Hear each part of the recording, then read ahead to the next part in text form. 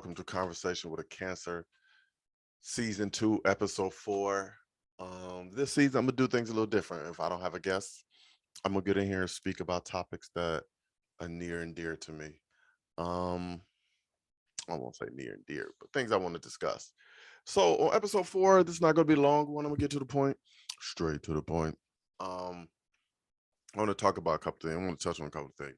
First things I want to talk about, one of the first thing I want to talk about is yesterday at work I watched this show called on Netflix called The Tinder Swindler. And I'm pretty sure a lot of you saw, a lot of you may or may not have seen it or even heard of it. But Tinder. It's on Netflix. And it's about these group of white women's who end up dating the same guy off of Tinder. His thing is he will take you out on a date and then he would do his best to finesse you. And I won't even say do his best, but he is a fraud. He is someone who I don't want to use the word con. I want to use the word deceive because he did deceive women on many different levels. But he would deceive these women and he gave them a background that was phony, stories that were phony, and all these women fell for it like some dumbasses. And he ended up swindling all of the money out of them. Now, here's my problem with the story. All of these women, every woman that they showed or talked to, all said the same thing. I knew I shouldn't have did it, but I done it. I knew I shouldn't have went with him, but I went.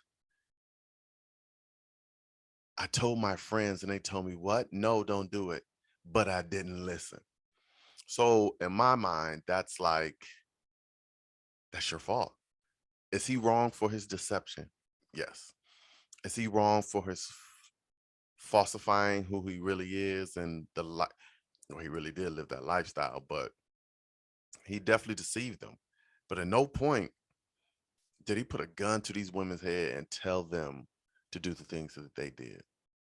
Like y'all just did it because you're materialistic. Do I blame you? Absolutely, I blame these women. Do I blame him? Absolutely, but I give them 65% of the blame because the first woman, she met him at a coffee shop in his hotel in London. Why would you go to his hotel? But I'm not gonna say nothing. So she met him there. She said the date was cool and he was just giving so much. And she was so believable of his story. And then he asked this girl to go on a private jet to a different country with him. And the heifer went. Now, I know what you're saying, like, well, what's wrong with taking a chance? Absolutely nothing. But what's wrong with being a dumbass? Everything. She could have literally be like, you know what, a private jet is too much for me. I enjoy this first date, but I'm gonna leave and I'll talk to you later. But no, the materialistics of eating whatever you want, him ordering everything at the coffee shop and a private jet. I never been on a private jet. Oh my gosh, clutch pearls, like totally like nah. So I put that on you. I don't put that on him. That's on you. You ate that materialistic shit up. And so the story continues with the same things, like, and it ends up the women he met before the new women he started went on date was he was swindling money out of them and spending it on the next woman. And like after it was over, I thought about like this is where the guy was wrong for deception and never saving any of the money that he got from these women. He just spent it all and then got another woman. You never just let me put some of this in the bank. Or let me hold on to a couple of thousands in the bag, just in case if something ever goes wrong and I need to disappear for a minute. He never did that. All he did was just spend it up and get to the next one. And all these ladies just listen. I know I'm gonna sound like an asshole and a jerk for this, but nigga was smart.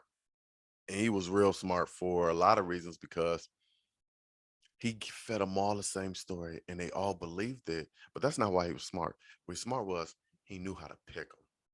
I know you're saying, well, what makes him smart? Because regardless of whatever woman swiped right on him, he knew how to talk to them and he knew which ones had money or had the potential to fall for his story. That's some level of a genius. I don't care what you say, but that's here on there. But I really didn't enjoy it, but I enjoyed the idea of like, man, like people in 20, what was it, 2016, 2017, they really just they really still falling for things. Like in the era of Photoshop and being able to be whoever you want online, people really just falling for anything. I know what you're saying. Like, if you don't know who a person is, how are you supposed to figure it out? Trust your gut. They all had gut instincts and didn't go with it. And it made me look at them like, y'all some dumbass women. Because listen, I done had great sex. I done met some beautiful women. I ain't never just been like, yeah, I'm gonna do something I don't think is right. At least not on the first date. At least not on first. I ain't never been on first date. Lame ass nigga. Have I ever done something I shouldn't have done? Sure, I'm human. That's what humans do. But not on the first date. Ain't no woman ever say, "Oh man, my credit cards got declined and I just need to borrow some money." I'm like, "Damn, hope you get it. Hope you bounce back like round ball, you know." But what can I say? That's just me, and that's how I think. But if you haven't seen the Tennis Thriller, please go watch it because I would love your feedback on it and why these women are dumbasses. And homie living his best life to this day. You know what I'm saying? He's still out here swindling. He just ain't doing it on Tinder no more. Excuse me, but what can I say?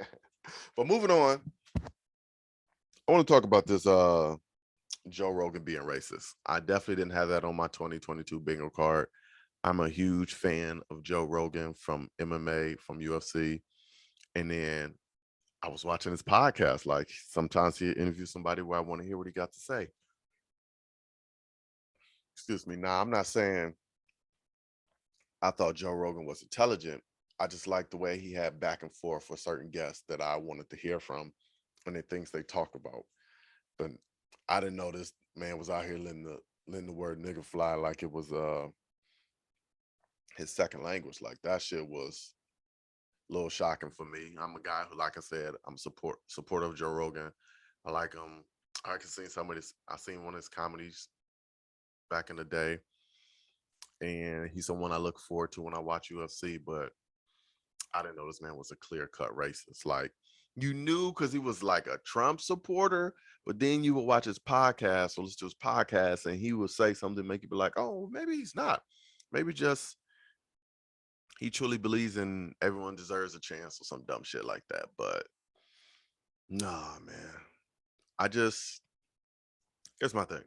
I'm a black man, 37 years old.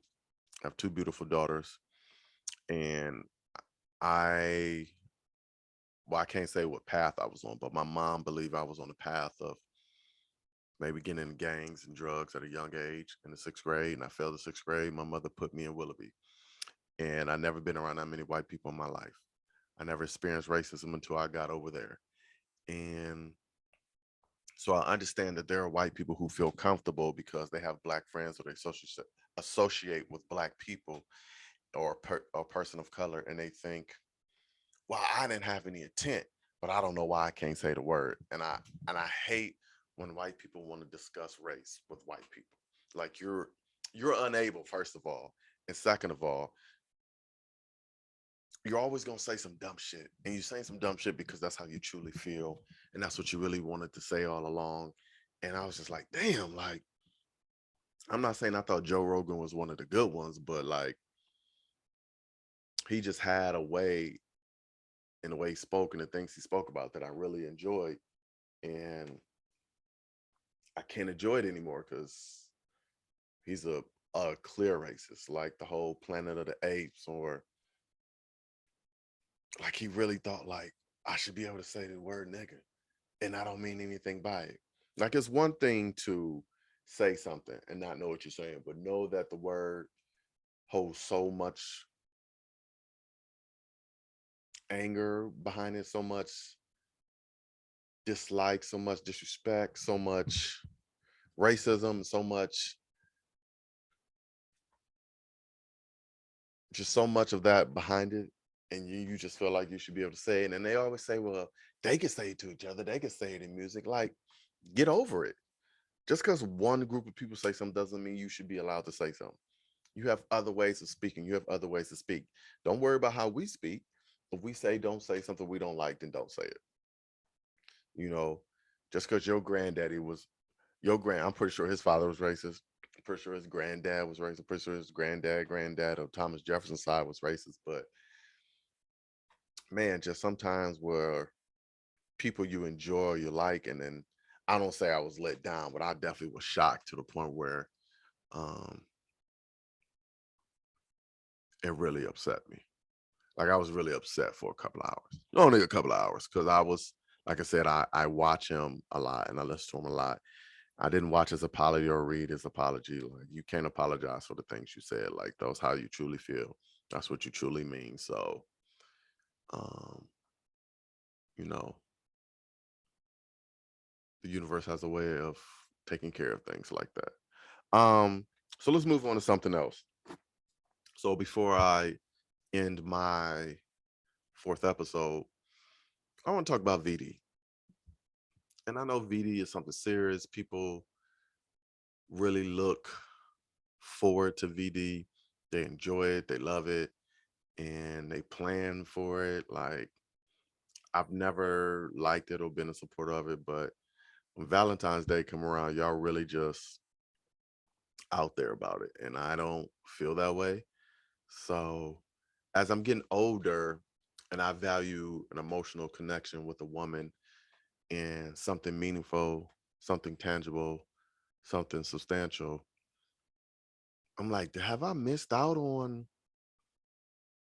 having those things because I've never been a supporter or someone who likes that? Like, I'm not a big holiday guy. Like, my youngest daughter loves Halloween, so I'm gonna have to get into Halloween because I'm not gonna be someone who doesn't celebrate and love, have joy for things that she loves. But I'm not a fan of Valentine's Day. I don't look. I don't want VD at all. And me being single, I don't have to worry about it. But I be thinking like, maybe I'm missing out. Maybe I need to want to be involved with a woman and want to do things for her. So I don't know. What's your thoughts on VD? I'm not a big fan of it. The whole hearts and the flower line. I'm about that chocolate life. We can get into that chocolate life, but I don't know. I feel like it's a unnecessary holiday. But as I'm getting older, maybe I'm thinking like maybe I should kind of change my mind about it. But I don't know. Maybe I have to meet a woman that'll make me want to change my mind about it and do something with her. But I don't know. That's just rambling thoughts that I had in my mind. Um, but yeah, let me know what y'all think. So this was episode 4 of Conversation with the Cancer. And I've been neglecting to say this lately because I've been forgetting because I'm kind of still getting into the groove of my podcast. But drink water, eat more chicken, wear your mask, and take care of your chickens because that's all I got.